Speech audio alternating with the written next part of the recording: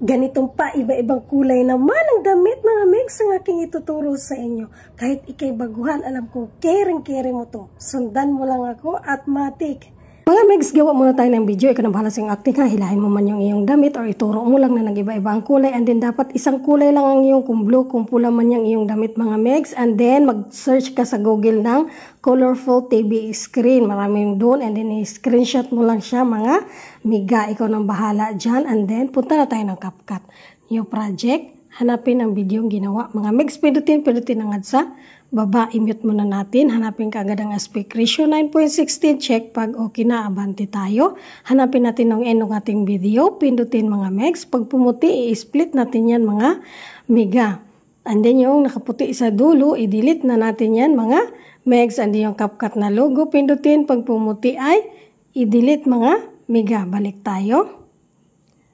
Ayan, hanapin natin yung timing. Yung pagkatapos natin ituro or hilahin natin yung ating damit. Ikaw nang bahala dyan. O, hanapin natin lang yung timing. Timing lang mga megs ha. Ayan, pagkatapos pag-alis na yung kamay, pindutin ang overlay. Pindutin ang add overlay sa baba. Mapupunta ka sa gallery, pindutin ang photos. Hanapin mo yung screenshot na colorful screen. And then, add sa baba mga megs. Pagkatapos, hilahin mo lang, itapat mo lang sa iyong damit yan. And then, yung white box, hilahin mo, ipantay mo dun sa end ng inyong acting. O, dyan, ipantay mo lang dyan. And then, balik tayo. Pindutin yung ating unang clip. Yung unang clip, ha. Habang nakaputi yan, acting, hanapin sa tool sa baba, duplicate. Pagdalawahin man natin yan. O, ayan, dalawa na sila, ha. Dalawa na yung iyong acting. Pindutin yung nasa una. Pag pumuti yun, yung nasa kaunahan. Hanapin sa tool sa baba, ang overlay. Overlay man natin yan.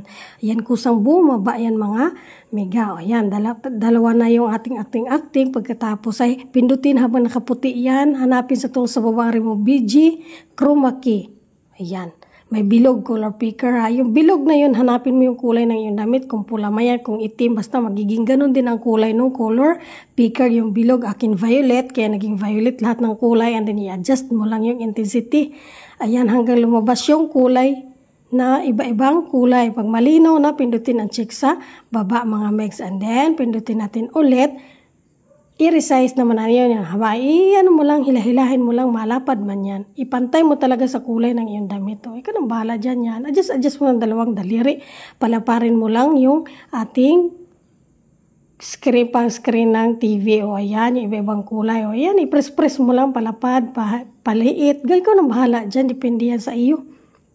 Kasya mo sa damit, pindutin. Pag pumuti, i-atras na yan. Pag kasya na talaga, i-atras mo yun, i-atras mo yung box na yan. Lagay mo sa kabilang